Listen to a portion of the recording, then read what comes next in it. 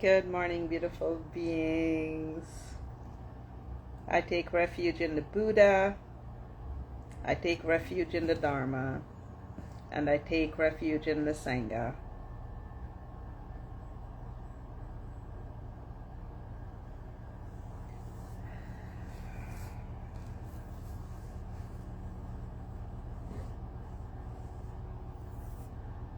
I took some time off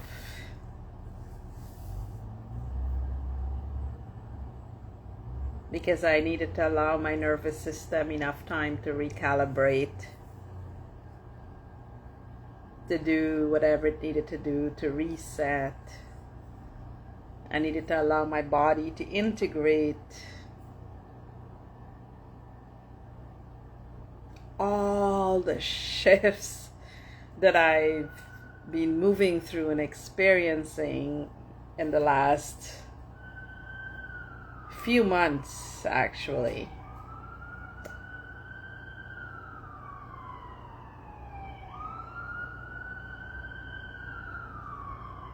It's the most important thing we can do for our own evolutionary growth on this path.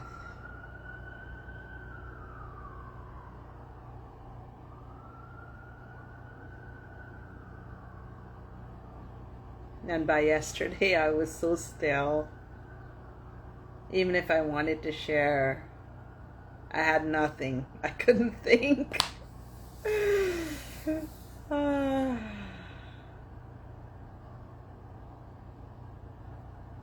And this morning, a friend asked a really beautiful question. And for those of you who know me well, know that questions excites me. It's the greatest way to stimulate sharing, actually. And so after I wrote, in the greatest of depths, shared guidance towards the question she was asking, I'm like, oh my God, everybody will benefit from this, so let me do a live. And so here I am.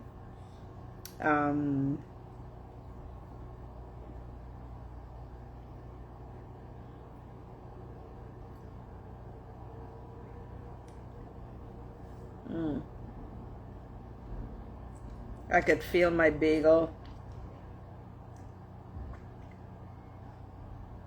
stuck in my teeth.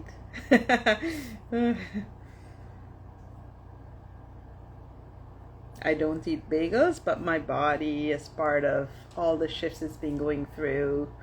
I needed to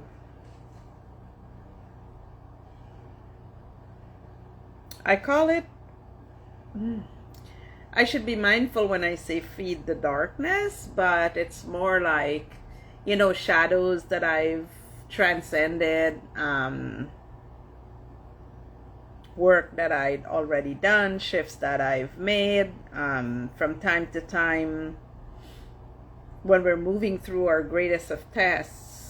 And I call them tests because it's an opportunity for, evolution, to deepen in our practice, by practicing what we've been training ourselves to do, all the teachings, all the guidance we've been receiving, by actually putting it into action. So I call it tests, right?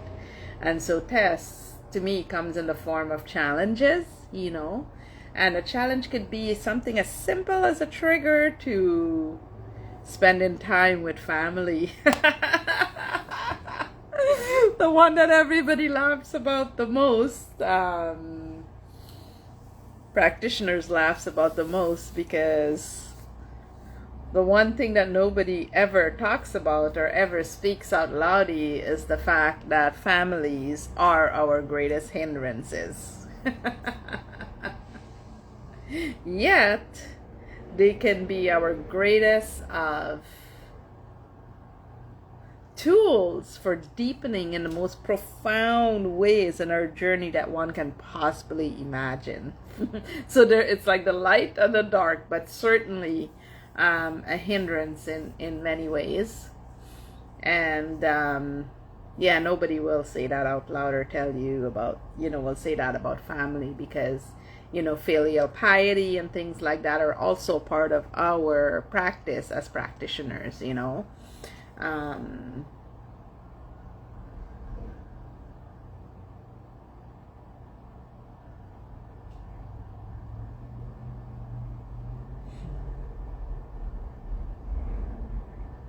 This beautiful baby crow caught my attention. It's sitting on the top of a post.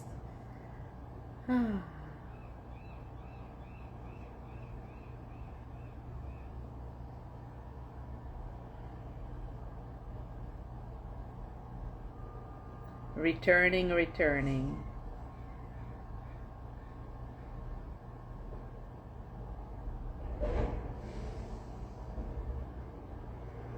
So today I became inspired. I've been inspired for a while now, but today I became inspired, especially inspired to allow you into my practice, to allow you to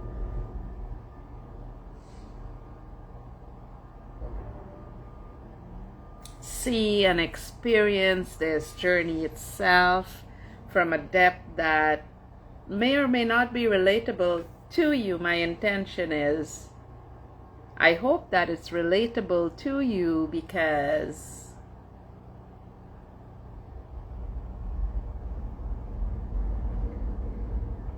of a conversation I was having with my oldest daughter.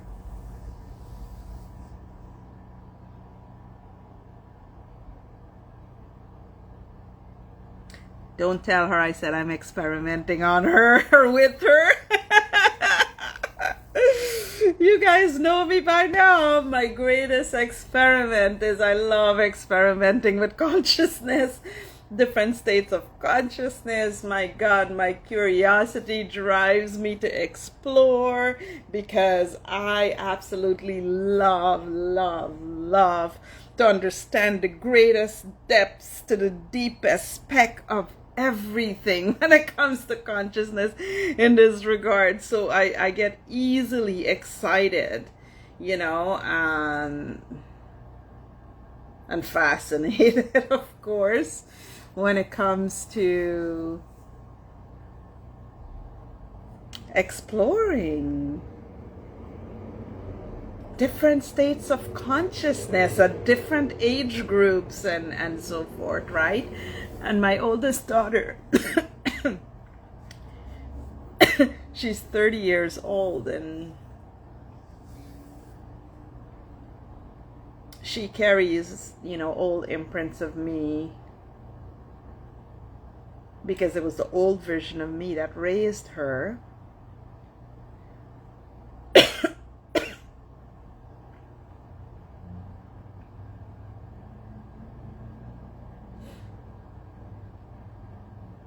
And then there's imprints, you know, collected, you know, as a result of life experiences and so forth. I'm not going to get into that, because it's her path, her journey. And that's for her to share, not me. For me,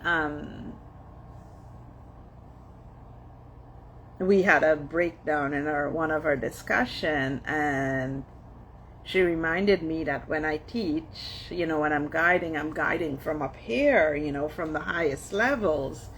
And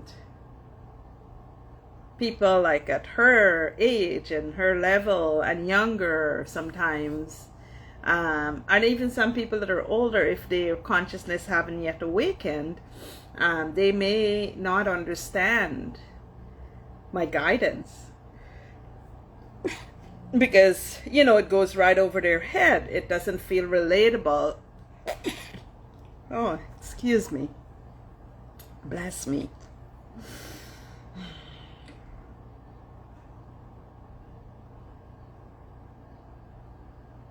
It doesn't necessarily feel relatable because of, you know, of course I'm using language based on my, you know, based on where I'm at in my journey and so forth. And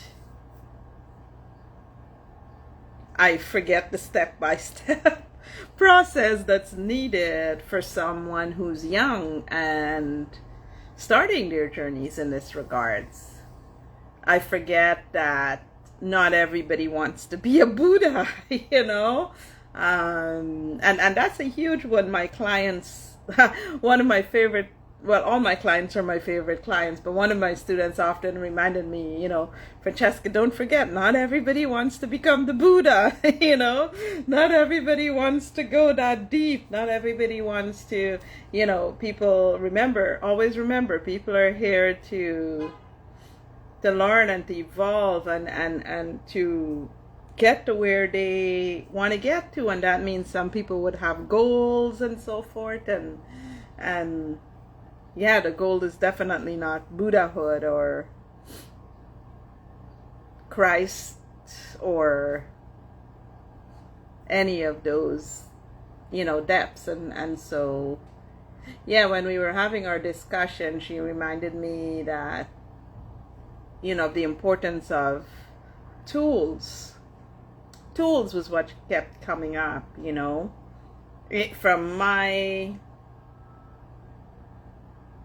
from where I was at. I thought I was giving her tools, and sharing the different tools, but the tools that I was sharing was so profound that I forgot we needed to, those who were, young grasshoppers or new on the journey. There's a process that they need to go through. There's a step-by-step that needs to happen in order to experience and use the tool that I'm gifting from the level that I'm gifting it. So I'll give you guys a great example is presence, It's easy for me to say, you need to be present, become fully present with, whatever it is that you're feeling, and it will transcend.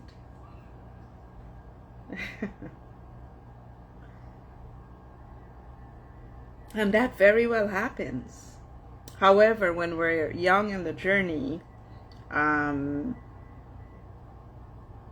becoming present itself, learning how to become present itself is the practice. How do you become present? What is presence even? What does presence feel like? So, to somebody whom haven't felt what presence actually feels like. So if you don't know what it feels like, if you're unaware of what it is, God, I can imagine how hard it is to relate to that. Because when you're in the mind and identified with the mind, and the mind is doing what the mind does, creating noise, in story making form to suit whatever it is that you're thinking about,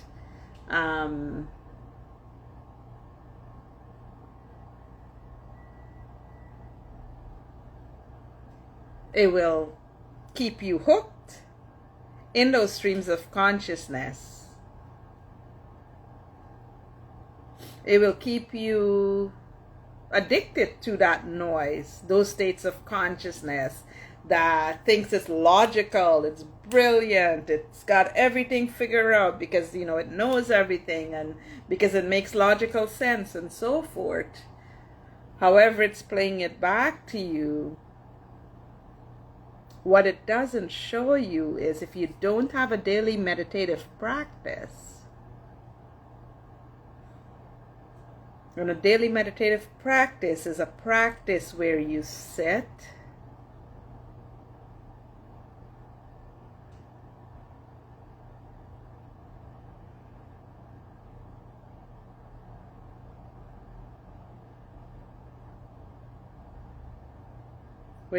in silence without thoughts. Ultimately, that's the, highest level.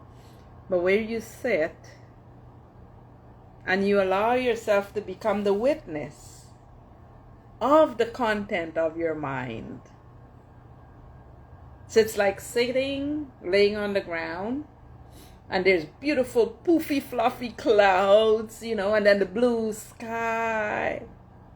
I love fluffy clouds. Come on, I gotta use it as an example, okay?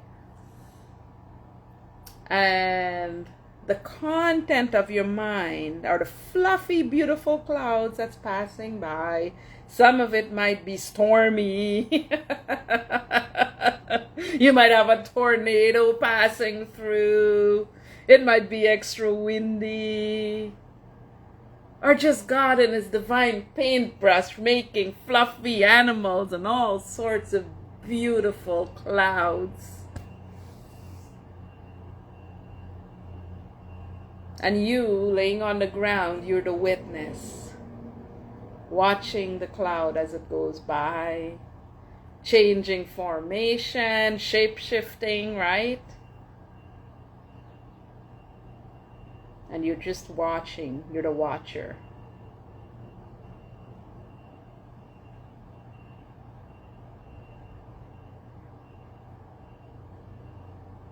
So as the content goes by, you become the witness.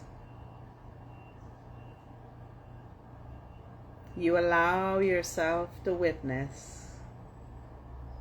Witnessing yourself.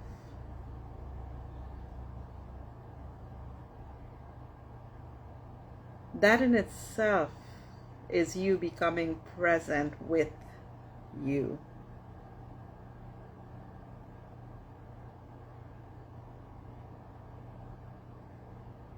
Because from that presence of witnessing, you're essentially in the background, you're training your awareness, you're becoming aware of the content that's passing through your mind, the types of thoughts that you think, the words that these thoughts generate from or in the form of. You're just a conduit, right? You become aware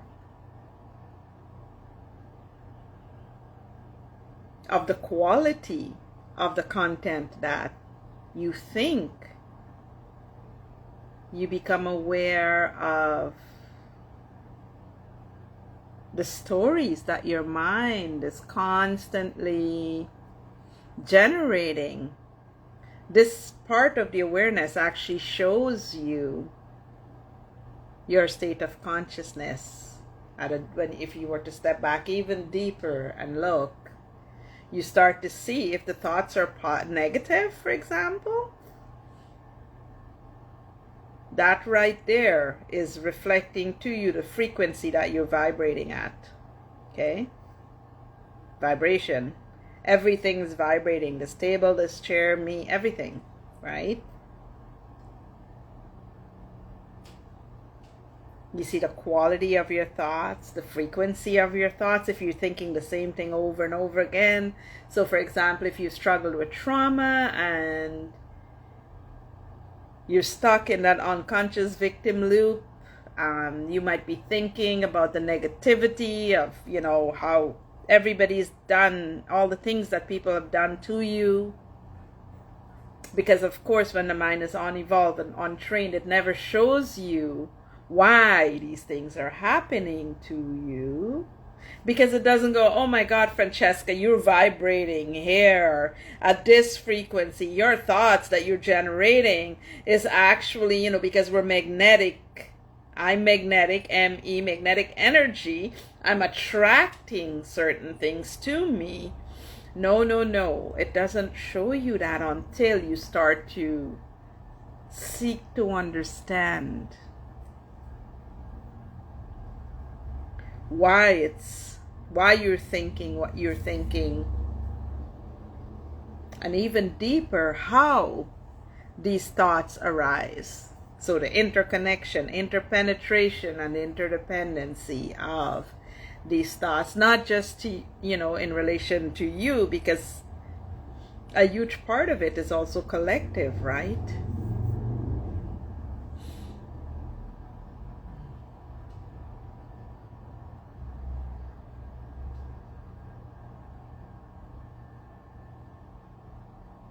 So presence, beautiful being, is your ability to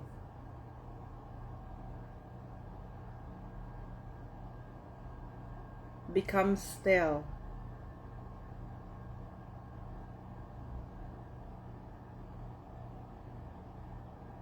Become the witness of you I will always say while listening to high frequency music.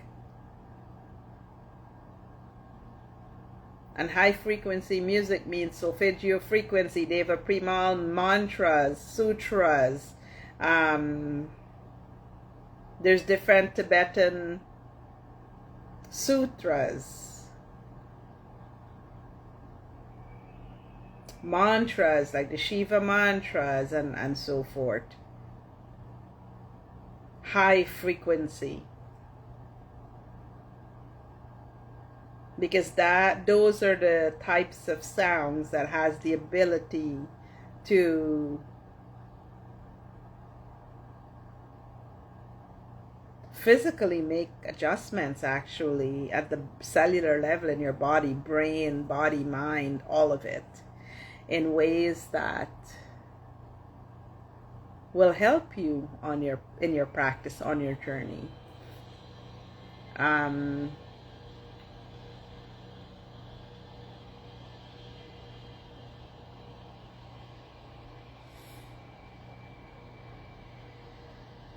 When I first started meditating, I actually did not know how to meditate, because for years I resisted it, because I was under the impression, and this was a limiting belief, that everybody was taught, it was a misinterpretation of what meditation was, and whoever had thought it, was teaching it, thought it the wrong way, which deterred a lot of people from meditation. Because I know for myself, I actually thought that in order to meditate, my mind needed to be empty. And I've heard so many people come up to me and they ask about meditation, because I was like, I remember when I thought about that, I was like, oh yeah, in fact, it was through the movies that I learned that.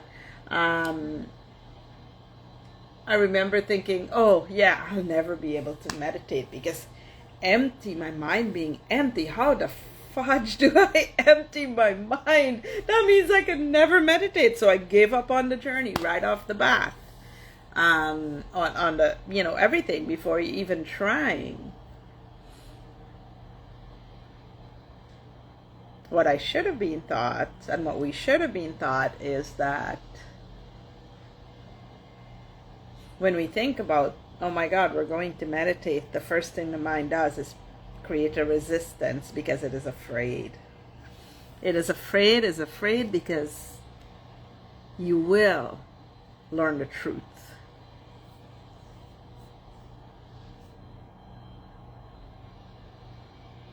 And nobody wants that now, do they? I'm talking about at the collective level, the external levels, right?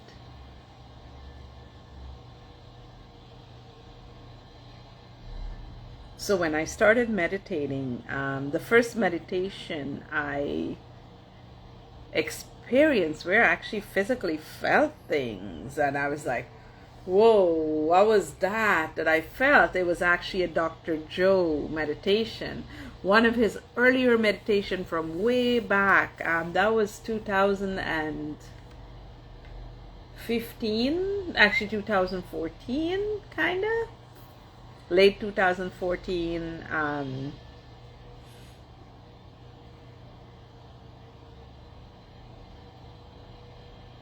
early 2015, I think. Anyways, it was his chakra meditation. So if you type Dr. Joe chakra meditation, the people pronounce it chakra. Honestly, I prefer the word. It sounds better like chakra to me. Anyway, so that doesn't matter. If you Google, Dr. Joe chakra meditation, there's a more evolved version, of course, of it. But then there's the very first one, the most basic, simple meditation. That was the first meditation I used, and because I felt things during that meditation, I didn't use it. It was somebody who sat with me, actually, a couple of guys in the room. We were sitting together, and it was Bryce. Bryce introduced me to meditation, and he's like, okay, let's meditate together. Just close your eyes. I'm like, well, I don't know what to meditate. He's like, just close your eyes. And he turned on the meditation, and after that I actually kept listening to that meditation, and trying it out to see if I would feel the feelings that I was feeling, of course. And I stayed with it because, of course, it's free on YouTube. And after that, I don't remember how I discovered Deepak Chopra's 21-day meditation, but Deepak Chopra and Oprah Winfrey did a 21-day meditation, and I remember that popping up. I think it might have popped up through YouTube, and I clicked on it, and before you know it, I was downloading their app, and every single month, I remember that it became, after a while, I couldn't even wait for the next 21-day meditation because this was how my mind trained itself, and I was training my mind, not intentionally, but this is literally what ended up happening is, you know, I would do the Dr. Joe, that, you know, meditation, and then suddenly a frequency, a solfeggio frequency would pop up on my YouTube, and I'd give it a click, and just turns out to be the right frequency, and it was exactly what I needed. The 528 hertz, I would never forget, actually. When I first had my most profound experiences listening to that frequency, I was sitting at the courthouse because I was still moving through that separation process from my ex, and I was listening to the 528 frequency, and living in the homeless shelter still at that time. And I started having the most profound, extraordinary experiences whilst I was sitting at the courthouse waiting for, you know, my time to go up and so forth. And I will never ever forget, because by then I'd been meditating, you know, consistently for multiple days, weeks at a time, and I'd already gone through, I think, I just started that 21-day meditation, and the experiences that I had during that meditation in relation to what I was thinking, what I wished for would happen, every single part of it manifested. Like, I'm not kidding you, unless this stuff doesn't happen for real, like there, you know, literally, I was like, oh my God. I will never forget, I was like, wow. I couldn't believe it. Yet, you know, every part of me knew. Everything that I wanted happened. Of course, I listened to this 528 hertz video frequency for months that followed, because I was curious, I was exploring, and oh my God, sure enough, I was deep in the bowels of the hell of my inner work with it, right?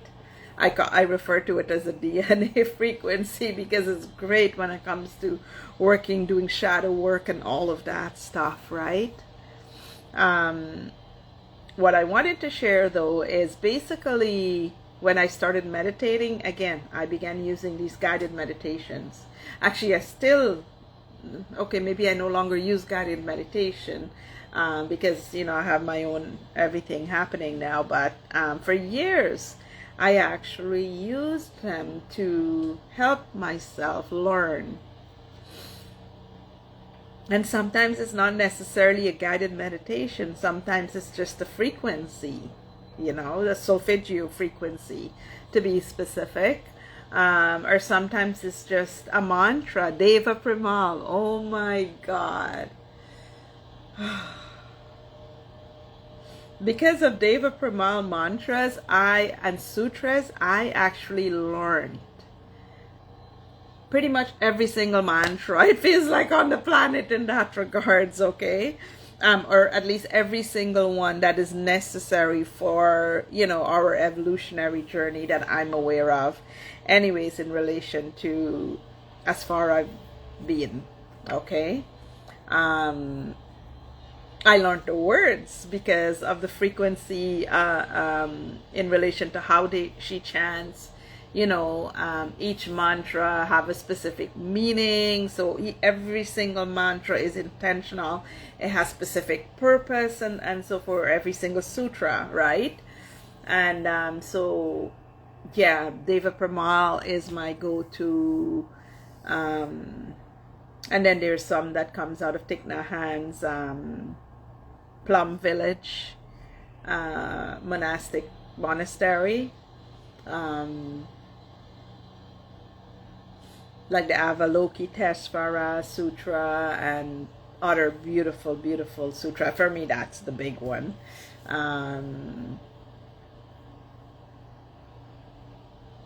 My God, I could probably do just a whole live on just mantras and sutras. There's so many, hundreds and hundreds of them.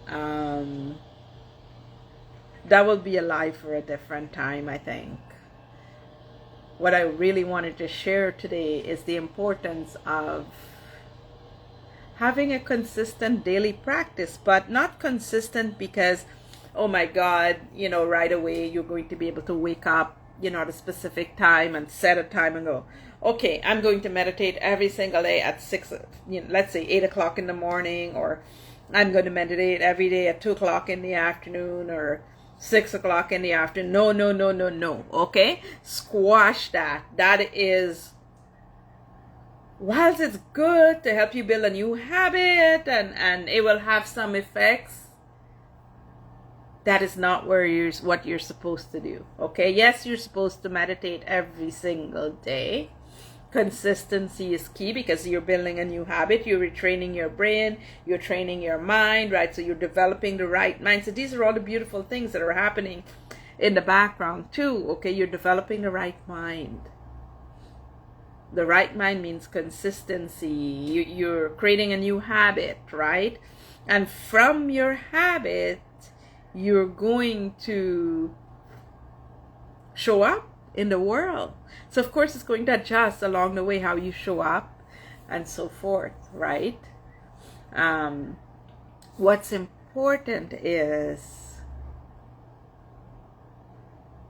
you tuning in to you, to your frequency, your own vibration, your own states of consciousness. I'm going to preach this probably 50 different ways over and over again because it is so easy to become lost. It is so easy to drift. It is so easy to get pulled into someone else's stream of consciousness. It is so easy to disconnect from your own. And the whole purpose of meditation in this practice, beautiful being, is to remember you, your divinity, the essence of who you truly are, this light, pure selfless awareness.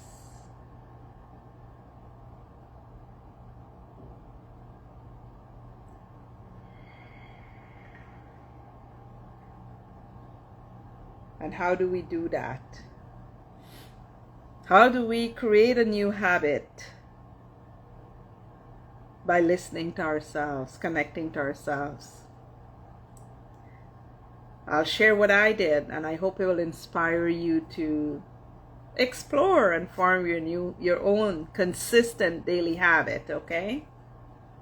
So I listened to Dr. Joe's meditation, and then when a new meditation popped up in the form of a frequency, I listened to it, you know, practice, learning the mantras, learning. So for many years, in the beginning, it was learning all the mantras and sutras and so forth as they pop up. I trusted that whatever arose was for me. I trusted with all my might, whether I knew it was for me or, you know, I knew anything, which I didn't. I knew nothing, okay? I trusted that whatever showed up, it was the universe's way, God's way, universe, God, creator, whatever, however you refer to that. awareness. It was universe sending me guidance for me.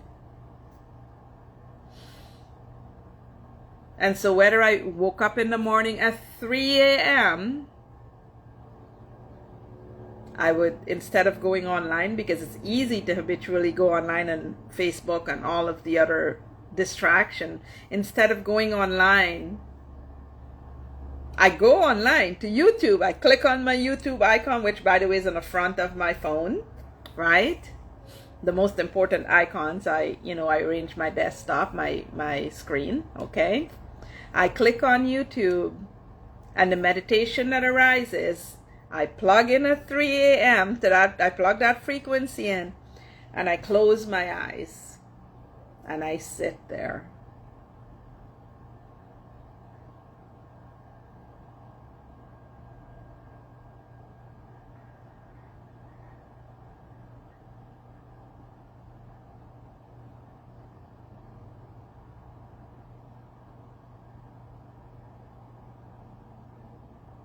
And sometimes my mind would travel a little with that frequency. I allow it. I didn't try to control anything. I just sat there. And I witnessed. I allow myself to witness if that's what was happening.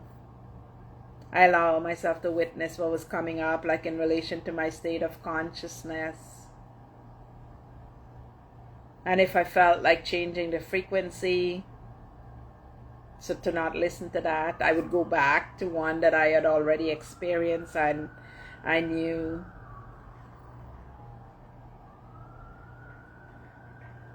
Or sometimes a new one would pop up, and that to me is an indication that universe is saying, oh, here is the next mantra, here's the next sutra, it's time to listen to the next one. Or maybe I've evolved a little and it's time, here is the next key. But I trusted the order in which it appeared to me, even though I didn't know anything.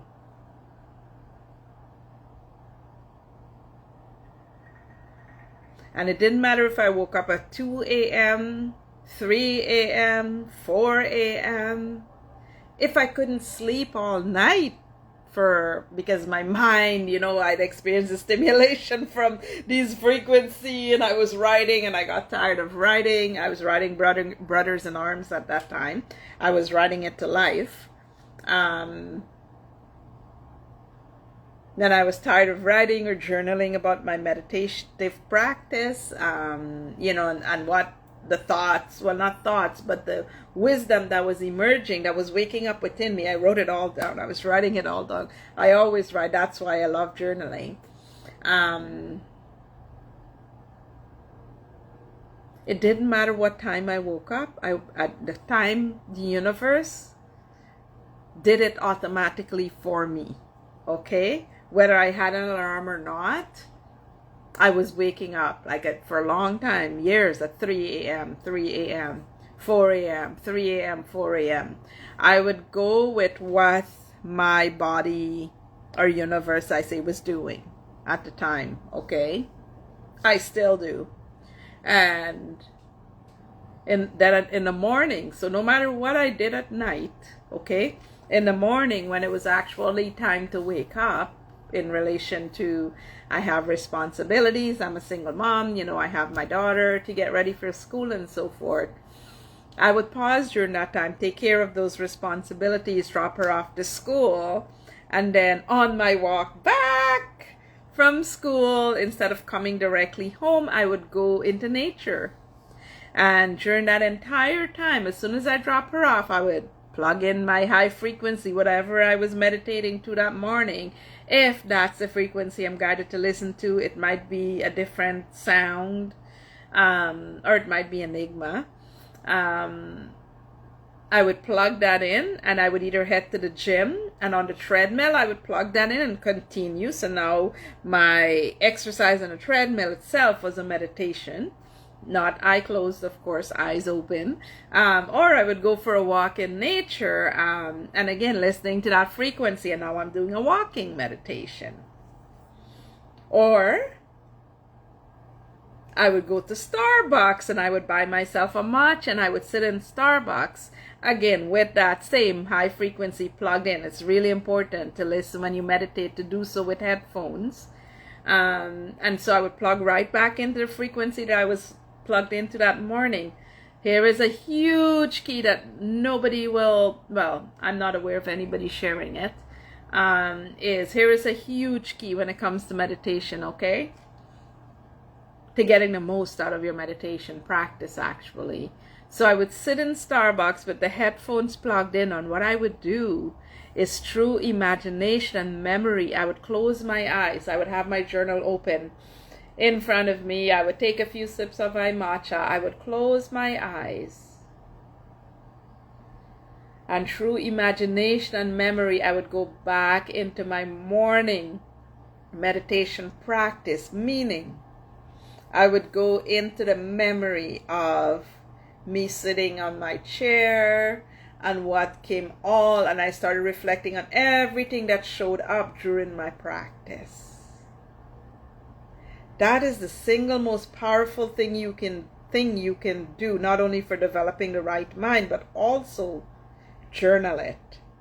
Because here is what happens. This is how you teach yourself to channel, or I guess the university is teaching you to channel. However you want to verbalize this, this is how you learn to channel. This is how you learn to plug in. This is how you plug into source, to the frequency of God, okay?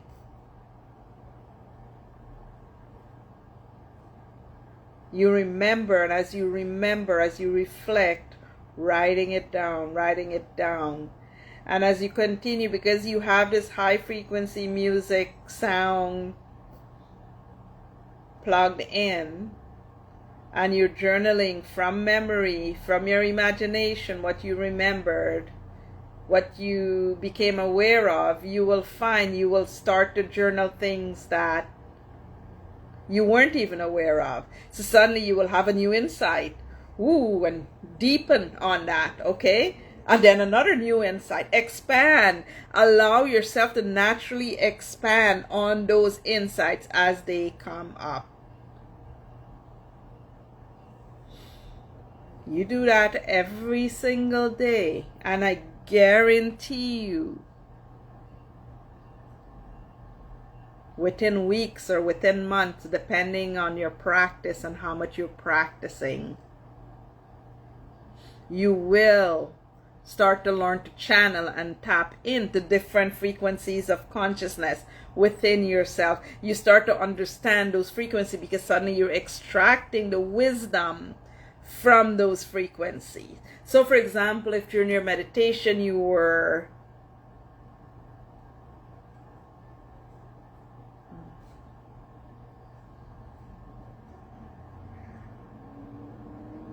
doing some sort of inner work, or you were reflecting on your thoughts in relation to why those thoughts arise, the frequency of their arising, how they're arising, and then you write down the question, what is it within me?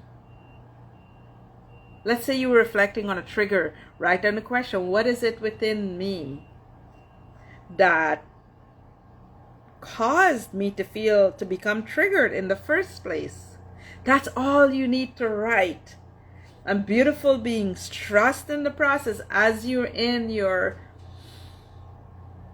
this imaginative remembering experience of your meditation. You're actually meditating again, just a different way. And because you are technically meditating, yes, in Starbucks, every few, sipping your matcha or whatever your drink is. Mine has been matcha for years. I think there's something to matcha in relation, actually I'm drinking one right now. This one is my homemade version, as it has been for years now.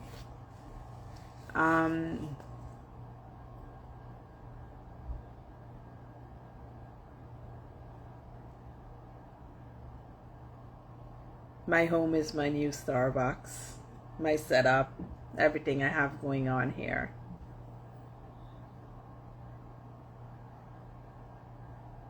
As you write those questions down, you start to extract the wisdom, because even though you're in Starbucks, you're still technically in a meditative state of consciousness. You're still meditating with your eyes open as you journal.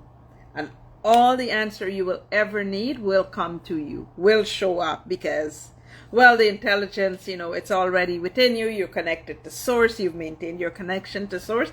Here is the other magic, beautiful thing about this is you've meditated, 2-3 o'clock in the morning. So the best time to meditate, of course, 3 a.m. onwards, right? So you've meditated in the greatest portal time, but then also you've now continued your practice, whether you're walking your child to school and smelling the flowers. And in my case, I taught Charlotte, about energy, frequency, and vibration. So always, no matter how, even if we're late for school every freaking day, okay? Forget all that BS, what I learned when it comes to discipline in that regards. That all went out the door, because meditation, I allow meditation to teach me discipline, okay?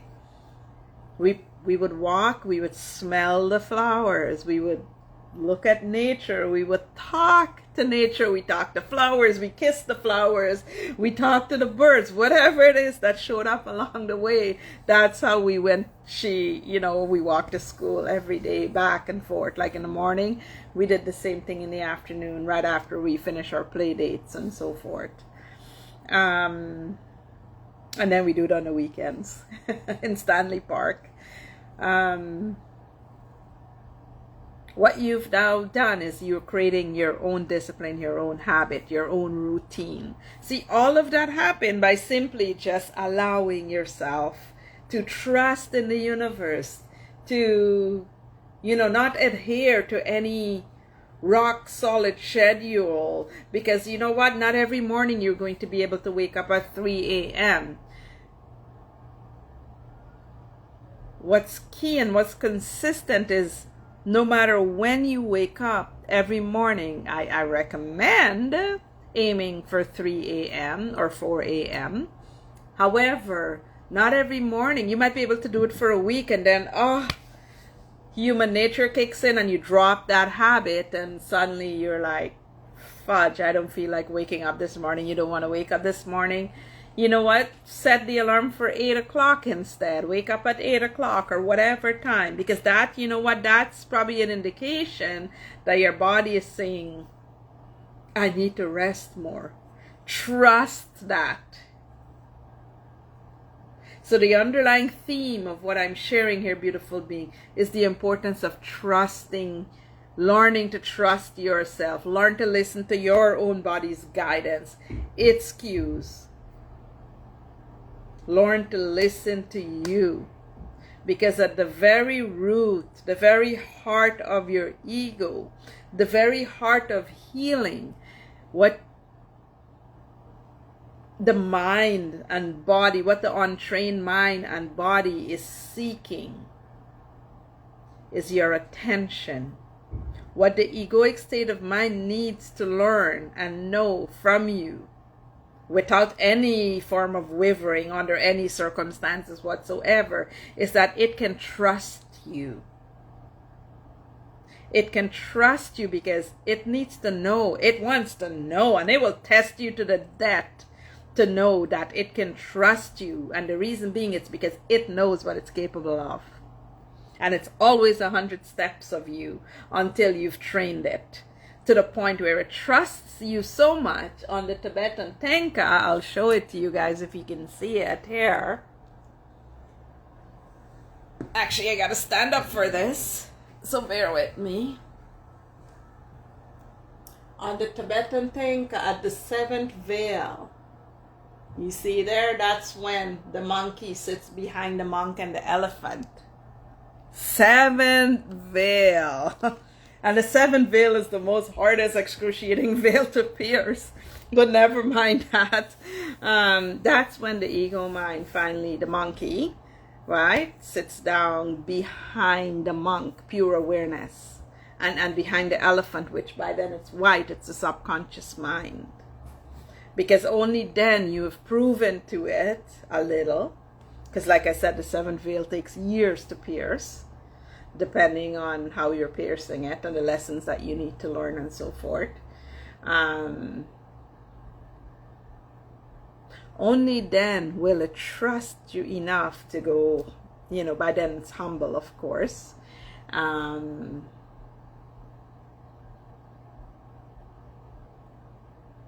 It's become aware that you're capable of guiding it, truly guiding it.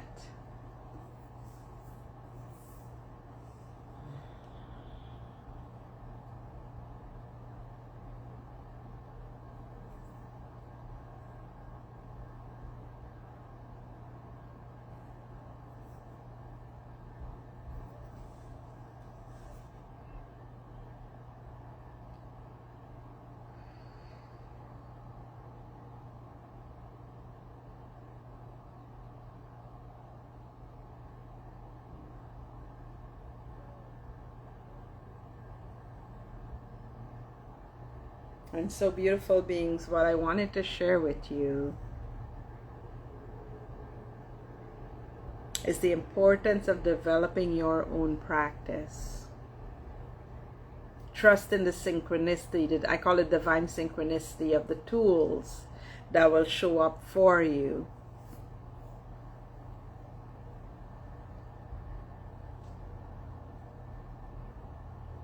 When I started meditating in the beginning for years and years, I actually, my heart was activated and I focused on only my heart. My heart. No matter what, it was my heart. You know, the rest of the body was there, you know, and participating and so forth. But, you know, my attention was my heart, because from Baptiste de Pape's beautiful movie called The Power of the Heart, I discovered that the heart was more powerful than the brain. And oh God, as an analyst, I was like, oh my God, why didn't anybody tell me this before? Like, holy shit, you know?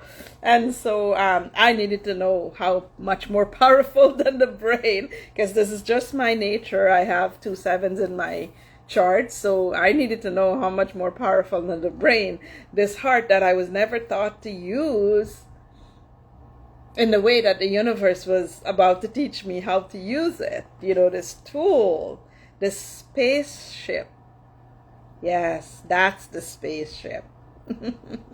The real spaceship, because you can travel to multiple dimensions from your living room. You don't need to go anywhere. You don't need to go to Mars to experience Mars, to experience the divine beings, intelligence, experience the intelligence of Mars, or the different states of consciousness of, if you were gifted the opportunity to connect, of course, you can connect. Or you don't need to go into the, I should be careful saying this, because it could sound, it will sound egotistical to many, but it's like,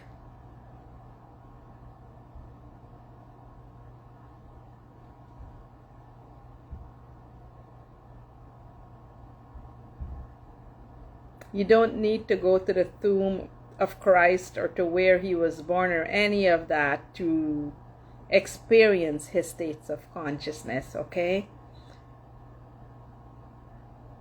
You don't necessarily need to go to the pyramids to download divine wisdom in that regards. You are, the pyramid is within you, okay? That's kind of where I'm going with this. And so you are the divine, a divine instrument. Learn how to utilize this beautiful instrument that you are, okay? Learn how to train it, learn how to wield its different energies, you know. Learn how to adjust where you need to your energy, frequency, and vibration as you learn what the energy, frequency, and vibration of the universe feels like, which you can learn and experience as you meditate every single day.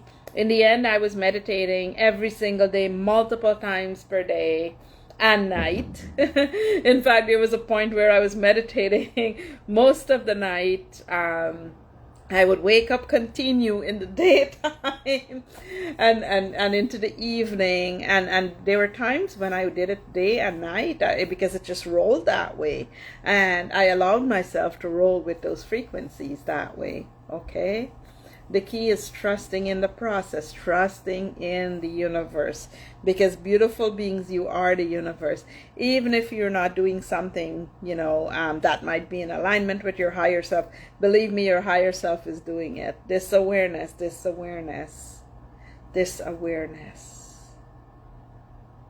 Swaha. I love you guys. The light in me bows to the light in you. Om Mani Padme Hum. Mwah.